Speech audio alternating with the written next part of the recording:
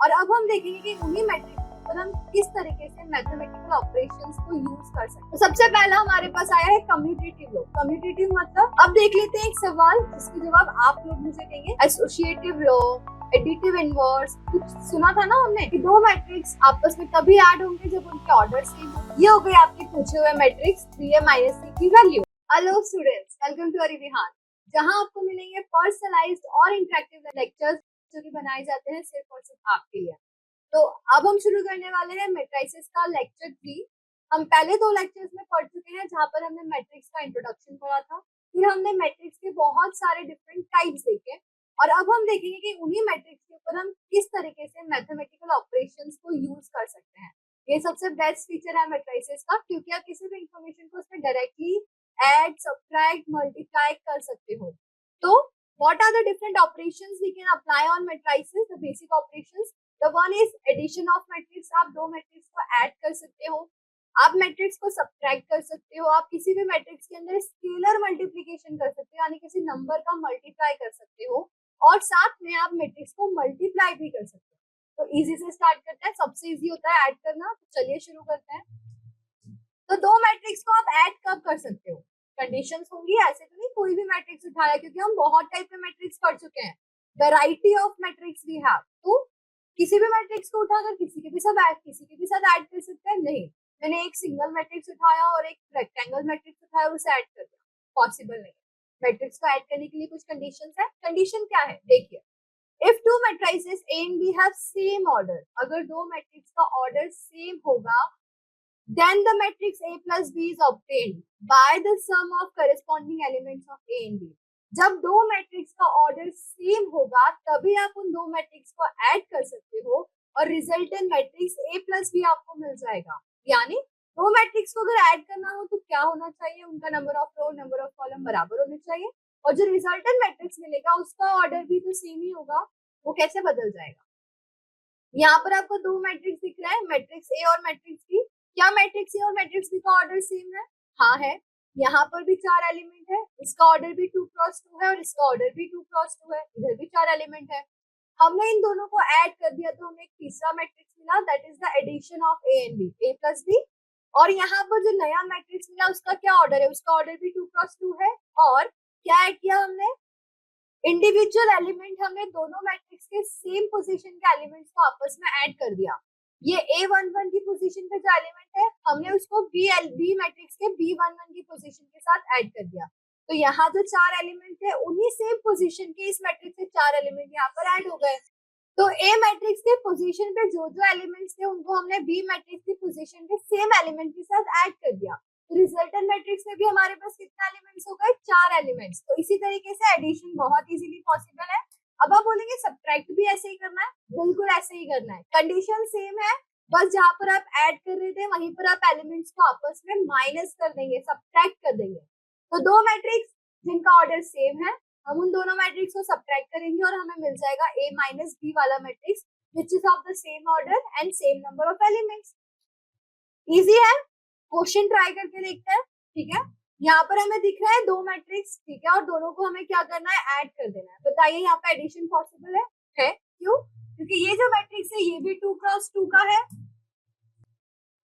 और जो ये मैट्रिक्स है ये भी 2 क्रॉस 2 का है। ऑर्डर यहाँ पर सेम है तो दोनों को ऐड कर देते हैं। तो रिजल्टेंट मैट्रिक्स मिलेगा, उसका ऑर्डर क्या होगा? उसका ऑर्डर 3 क्रॉस 3 हो जाएगा ना? हो जाएगा? बिल्कुल नहीं, उसका ऑर्डर भी 2 क्रॉस 2 ही होगा। तो यहाँ पर इसका पहला एलिमेंट, इसका पहला एलिमेंट, दोनों को मैंने लिख दिया ऐड करके, b प्लस बी, ये हो जाएगा मेरे पास माइनस बी प्लस बी, और ये हो जाएगा a प्लस ए। सही लिखा है?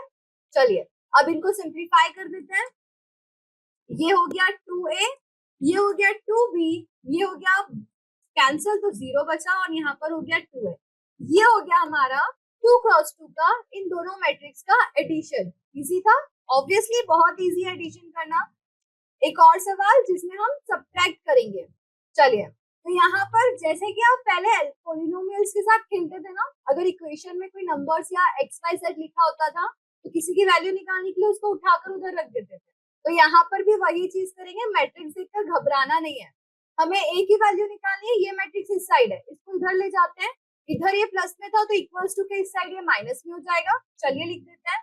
तो ये हमारे पास लिखा हुआ है ए, ये मैट्रिक्स है 9 -1 4 -2 1 3।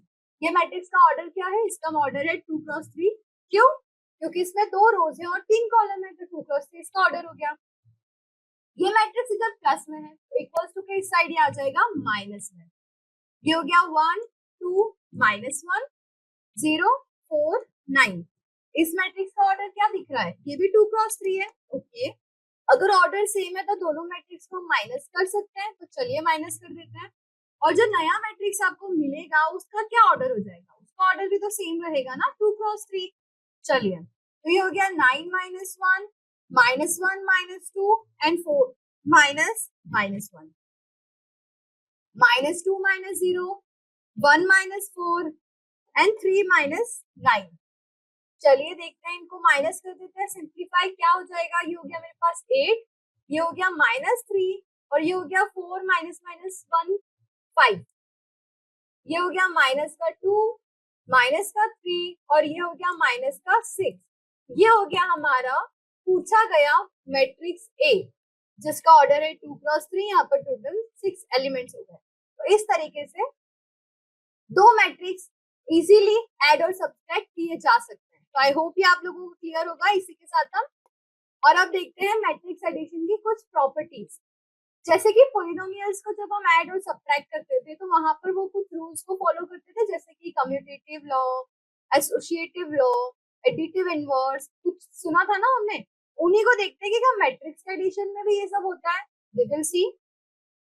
तो सबसे पहला हमारे पास आया है कम्यूटेटिव लॉ। कम्यूटेटिव मतलब जब आप दो नंबर्स को आपस में ऐड करो तो आप उन्हें अगर आगे पीछे भी लिख देते हो या फिर पहले इसको उसमें ऐड करते हो तो उससे कोई फर्क नहीं पड़ता, वैल्यूज में कोई चेंज नहीं आता। बिल्कुल मैट्रिक्स एडिशन में भी ये चीज होती है।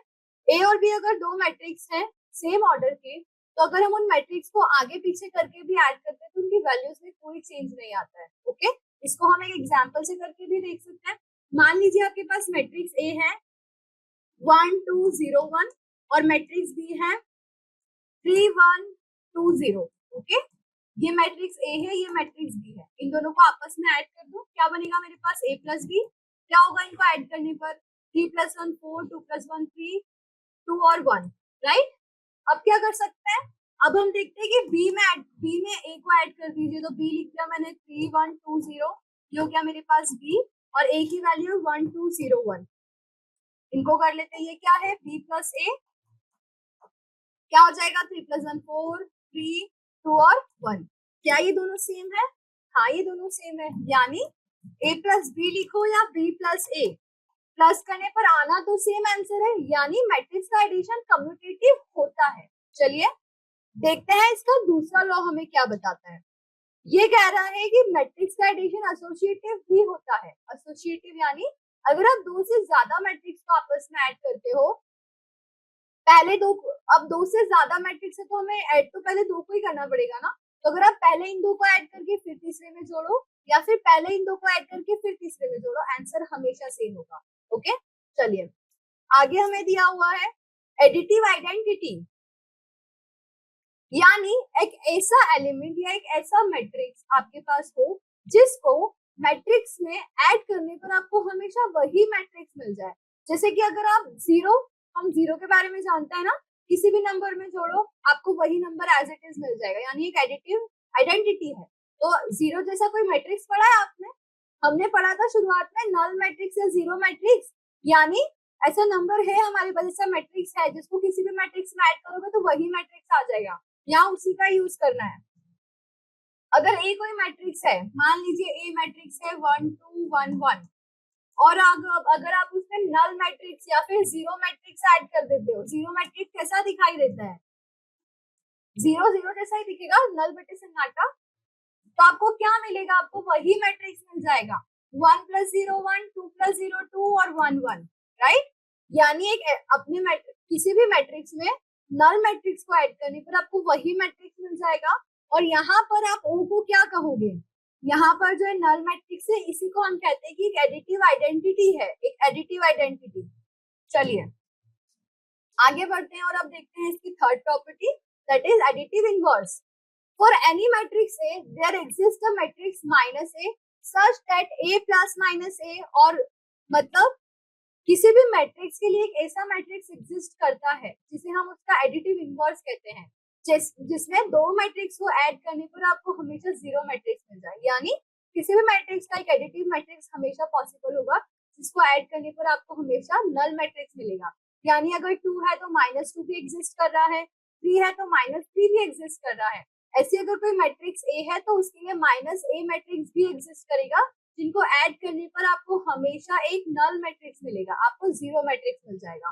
तो उसी को हम कहते हैं कि that is the additive inverse of that matrix. For example अगर मेरे पास मैट्रिक्स है 2 और 3, ठीक है, ये मैट्रिक्स ए है, तो इस मैट्रिक्स ए का पॉसिबली इनवर्स एडिटिव इनवर्स क्या मिल सकता है मुझे मिल जाएगा ये, जिसको मैं लिख दूं -2 और -3. जितनी वैल्यू यहाँ पॉजिटिव में थी उतनी ही यहाँ पर वैल्यू नेगेटिव में है. अगर इन दोनों को आप ऐड करोगे तो पॉसिबली जीरो ही आएगा ना. यानी ये हो गया इसका एडिटिव इनवर्स मैट्रिक्स. तो ऐसे सारे मैट्रिक्स का एक एडिटिव इनवर्स एग्जिस्ट करता है. चलिए आगे बढ़ते हैं और अब हम देखते हैं cancellation law. If A B and C are the three matrices of the same order, condition क्या है कि तीनों मैट्रिक्स का ऑर्डर क्या होना चाहिए, सेम होना चाहिए.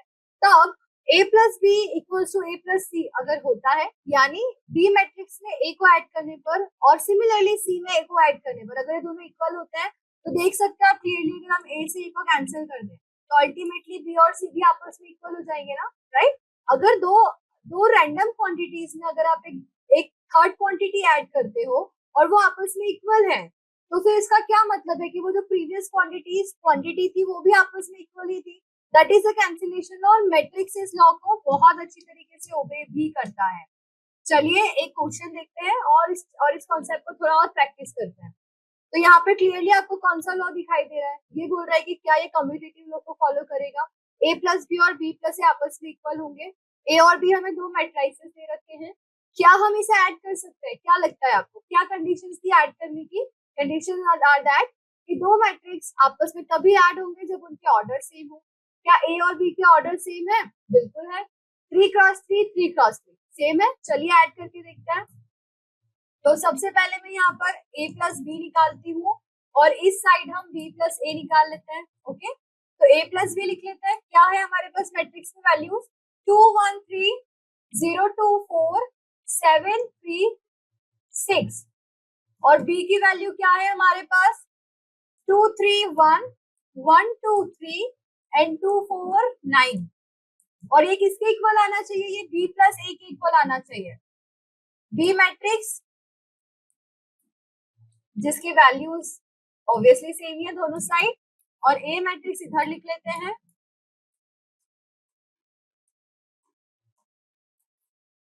अब हम क्या करेंगे, ये भी 3 क्रॉस 3 का मैट्रिक्स है, ये भी 3 क्रॉस 3 का मैट्रिक्स है, इजीली ऐड कर सकते हैं. और जो नया मैट्रिक्स आपको मिलेगा वो भी तो 3 क्रॉस 3 का ही होगा, बिल्कुल होगा. चलिए तो 2 में 2 को ऐड कर देते हैं, 1 को 3 में और 3 को 1 में. मैंने क्या करा, मैंने करेस्पॉन्डिंग एलिमेंट्स को आपस में ऐड करा है. यहाँ पर जो a11 पर था वो इसके भी a11 पर है, हमने ऐड कर दिया. a12 की प्लेस पर जो था, यहाँ पर जो a12 की प्लेस पर था हमने उसे आपस में ऐड कर दिया. सिमिलरली ये a13 की प्लेस पर है और ये भी a13 है, तो हमने इन दोनों एलिमेंट्स को आपस में ऐड कर दिया. नेक्स्ट क्या हो जाएगा, 0 प्लस 1 2 प्लस 2 एंड 4 प्लस 3. यहाँ पर हो जाएगा 7 प्लस 2, ये हो गया 3 प्लस 4 और ये हो गया 6 प्लस 9. ओके, और ये हमने किया है a प्लस बी. अब हम कर लेते हैं b प्लस ए, यानी यहाँ पर भी करेस्पॉन्डिंग एलिमेंट्स ऐड हो जाएंगे. 3 प्लस 1 एंड 1 प्लस 3, ये हो गया 1 प्लस 0 2 प्लस 2 और ये हो गया 3 plus 4. 2 plus 7 4 plus 3 and 9 plus 6. चलिए इनका रिजल्ट देख लेते हैं कि क्या आने वाला है. यहाँ पर हो गया ये 4, ये हो गया मेरे पास 4 और ये हो गया 4, ये हो गया 1 4 7, ये हो गया 9 7 और 15. इस साइड क्या आएगा, इनको ऐड करने पर 4 4 4 1 4 7, ये हो गया 9, ये हो गया 7 और ये हो गया 15. Are this two matrices equal? Equal कैसे पता करा आपने? इसका ऑर्डर भी सेम है और उनके जो करेस्पॉन्डिंग एलिमेंट्स है इस मैट्रिक्स में वो इसके करेस्पॉन्डिंग मैट्रिक्स के एलिमेंट्स के बराबर है, मतलब ये दोनों मैट्रिक्स आपस में इक्वल है। It means this condition is satisfied. दो मैट्रिक्स आपस में कम्यूटेटिव होते हैं।